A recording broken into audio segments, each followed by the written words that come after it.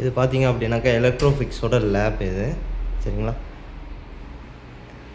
பார்த்தீங்கன்னா அவங்களோட work bench,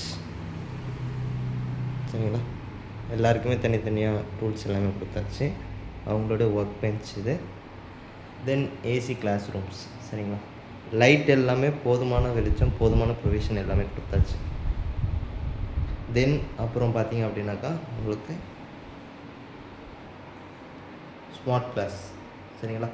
இது வந்து மைக்ரோஸ்கோப்னால எம்சியூ வந்து காமிச்சிருக்கேன். இதிலே வந்து ஸ்மார்ட் கிளாஸ் எடுப்போம்.